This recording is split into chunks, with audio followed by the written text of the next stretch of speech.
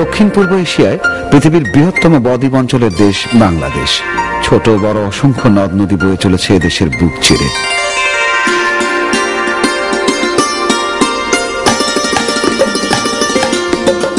এই অঞ্চলের মানুষের জীবনধারার সাথে নিবিড়ভাবে মিশে আছে নদী।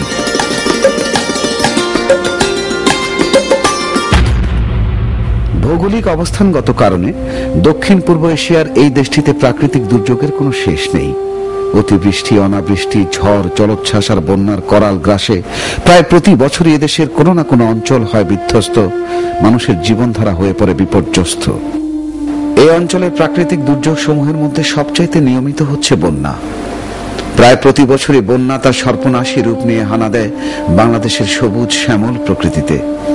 অথই পানির নিচে তলিয়ে যায় ফসলের মাঠ, বসতবাড়ি, পথ ঘাট, প্রান্তর সহ সমগ্র জনপথের চারিদিকে শুধু থই থই পানি। যতদূর চোখ যায় শুধু পানি আর পানি। মানুষের জীবনে নেমে আসে চরম দুর্ভোগ। ওয়ালাইকুম আসসালাম। কি করো আর খড়ের বোঝা গাছের আগায় বানতেছো কেন? বন্যার সময় বুঝলেন খাওয়ান দাওয়ানে বড় সমস্যা, সেই জন্য কিছু খাওয়ান আগে থাকতেই গাছের আঘাত বান্ধা রাখতেছে। তো খড় আবার মানুষের খাওয়ানো হলো কবে থেকে? ও না না মাসে সাহেব, মাইসের খাবার না, গরুর খাওয়ান। তাই কও, ভালো বুদ্ধি বাইর করছো তো। হ্যাঁ হ্যাঁ মাস্টার সাহেব, গেলবারের বন্যা বুঝলেন খুবই ভোগান্তি গেছে, সেই জন্য আগে ভাগেই বুঝলেন কিছু ব্যবস্থা করে রাখতেছি। যেমন যেমন ধরেন ঘরের ভিটা একটু উঁচু করাইছি, তারপর ধরেন টিউবওয়েল বন্যা পানির সময় ডুবে যায় সেটাও একটু উঁচু করানোর ব্যবস্থা করছি, তারপর ধরেন একটু লাকড়ি, তারপর কিছু খাবার দাবার মজুত করে রাখছি। আর এই আর কি। খুব ভালো করছো, কিন্তু সেই সাথে কিছু ওষুধপত্র জোগাড় রাখা দরকার। যেমন ধরো খাবার স্যালাইন, জ্বরের ট্যাবলেট, পানি বিশুদ্ধকরণ ট্যাবলেট, এইসব আর কি। ঠিকই তো কইছেন মাস্টার সাহেব, কিছু জরুরি ওষুধপত্র তো কিনা এখন দরকার। হ্যাঁ, আর একটা কথা, এই যে তুমি বন্যা মোকাবেলা করার জন্য যে আগাম প্রস্তুতি নিতেছো, এটা গ্রামের সকল মানুষেরই এই প্রস্তুতি নেওয়া দরকার। জি জি জি, এই কথাটা সবাই জানান দাও। হ্যাঁ ঠিকই তো, তুমি সবাই খবর দাও। হ্যাঁ আচ্ছা আচ্ছা আচ্ছা। আসসালামু আলাইকুম মাস্টার সাহেব। আরে কদমা। বাংলাদেশে আষাঢ় থেকে আশ্বিন মাস বন্যার মৌসুম। শ্রাবণ এবং ভাদ্র মাস খুবই ঝুঁকিপ্রবণ সময়। যথাসময়ে বন্যা মোকাবেলায় পূর্ব প্রস্তুতি নিন, জানমালের ক্ষয়ক্ষতি নিয়ন্ত্রণ করুন।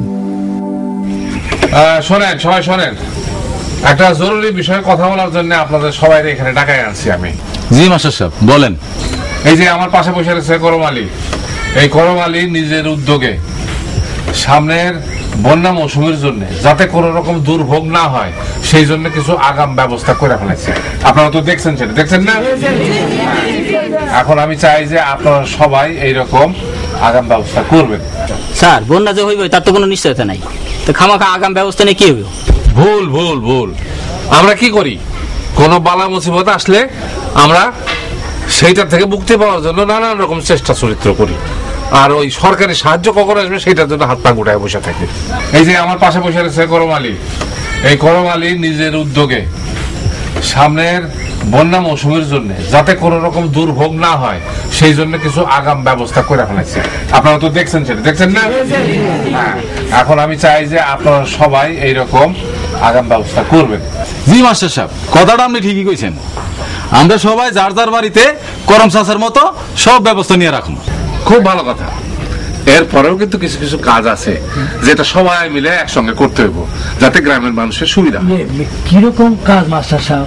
এই যেমন ধরেন গ্রামের স্কুল, এই স্কুলগুলো কিন্তু বন্যার সময় আশ্রয় কেন্দ্র হিসেবে পরিণত হয়। সেই আশ্রয় কেন্দ্রটাকে আগে থেকে এটা সংস্কার করতে হবে যাতে বন্যার সময় যারা আশ্রয় নিবে তাদের পরে সুবিধা হয়। চেয়ারম্যানের সাথে পরামর্শ করে স্কুলে, তারপরে সুবিধা মতো উঁচু জায়গায় টিউবওয়েল বসাতে পারলে ভালো হয়।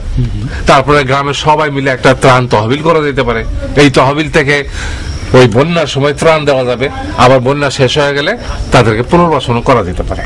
আবার সেই সাথে সাথে একটা চিকিৎসা ব্যবস্থাও করে রাখা যেতে পারে যাতে অসুস্থ মানুষদের চিকিৎসাও করা যায়। আর একটা কথা আছে, বন্যা মোকাবেলার জন্য যেরকম আগাম ব্যবস্থা নেওয়া জরুরি, ঠিক সেই রকমই বন্যা চলার সময় এবং বন্যাটা শেষ হয়ে যাওয়ার পরে পরেও কিছু ব্যবস্থা নেওয়াটা খুবই জরুরি।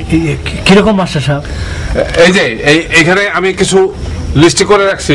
হ্যাঁ, কিন্তু কথা হলে শুধু বন্যা না, যে কোনো দুর্যোগের সময়, দুর্যোগের আগে এবং পরে কিছু ব্যবস্থা নেওয়া অত্যন্ত জরুরি। সেটা এই লিস্টে পড়লে তোমরা বুঝতে পারবা। এই দেখো, বন্যা পূর্ব প্রস্তুতি, তার মানে বন্যার আগে কি কি করতে হইব? পানি মাপার খুঁটি তৈরি, বাড়ির ভিটা পুকুরের পাড় উঁচু করা, রাস্তা এবং শাখা উঁচু ও মেরামত করা, জ্বালানি সংরক্ষণ, দল গঠন, গাছের ডালে খড়ের বোঝা ঝুলিয়ে রাখা, সঞ্চয়ের অভ্যাস। এই যে দল গঠনটা কি মাস্টার সাহেব? দল গঠন হলো যে মানে সবাই মিলিত হয়ে একসাথে কাজ করা। আচ্ছা আচ্ছা, দল গঠন না করলে তো একসঙ্গে কাজ করতে পারবেন না। ঠিক আছে, ঠিক। আচ্ছা। তারপরে দেখেন বন্যার চলাকালীন অবস্থা দেখেন। এই দেখেন বন্যা চলাকালীন প্রস্তুতি, ঘরের আশেপাশে পোকামাকড় মারার ওষুধ ছিটানো, বিশুদ্ধ পানি খাওয়া, রোগ ব্যাধি মোকাবেলা, বীজ ও ফসল সংরক্ষণ, এটা কিন্তু খুবই জরুরি। সময় মতো আশ্রয় কেন্দ্রে যাওয়া, নাহলে কিন্তু বাঁচতে পারবেন না। স্কুল করে যেটা হ্যাঁ হ্যাঁ, আশ্রয় কেন্দ্রে প্রয়োজনীয় জিনিসপত্র হাতের কাছে রাখা, শিশু, মহিলা, বৃদ্ধ ও অসুস্থ মানুষকে আশ্রয় কেন্দ্রে যেতে সাহায্য করা। যারা শক্তি সামর্থ্য, যারা পারবেন তারা অন্যদের সঙ্গে করে নিয়ে যাবেন। আমি এটা নৌকা ঠিক আছে। আচ্ছা ঠিক আছে, আপনি তো অনেক ভালো ভালো কাজ করছেন। আচ্ছা, বন্যার পরে করণীয় কি দেখেন? নরম মাটিতে বাড়ির পাশে ও পতিত জমিতে সবজি জাতীয় গাছ লাগানো, এটা কিন্তু খুবই জরুরি। বন্যাটা শেষ হওয়ার সঙ্গে সঙ্গে মাটি খুব উর্বর থাকে, আপনারা যে যা পারেন সঙ্গে সঙ্গে শাকসবজি লাগাই ফেলবেন। জমি তৈরি ও ফসল আবাদ করা, ঘর বাড়ি মেরামত করা, এটা তো করতেই হলো। স্কুল ও ধর্মীয় প্রতিষ্ঠান মেরামত করা, রাস্তাঘাট মেরামত, না তো চলাচল করতে পারবেন না, জীবন বন্ধ হয়ে যাব। পুনর্বাসনের জন্য সরকারি ও বেসরকারি সংস্থার সাথে যোগাযোগ করতে হবে। ঠিক আছে, কেমনে যোগাযোগ করতে? যারা মাতব্বর আছে, যারা একটু ইউনিয়নের সাথে যোগাযোগ আছে, তারা এইসব আমাদের এই যারা বেসরকারি সংস্থা আছে, যারা এইসব কাজ করে, তাদের সাথে যোগাযোগ করে গ্রামের ক্ষতি সাধন যেগুলো হয়েছে সেগুলো ঠিক করতে হবে। আচ্ছা, এইগুলো হলো গিয়া মানে আমার মনে মনে যা আসছে সেগুলো আমি লিখছি। এরপরেও কিছু জিনিস আপনাদের মনে আসতে পারে, সেই সব ব্যবস্থাও আপনারা নিজেরা নেবেন। আসল কথাটা হইল যে চেষ্টা করলে যে কোনো দুর্যোগে দুর্ভোগ কিন্তু আমরা এড়াইতে পারি। এটার চেষ্টা আমাদের নিজেদেরই করতে হবে। আপনারা সবাই রাজি আছেন? বলছেন তো সব?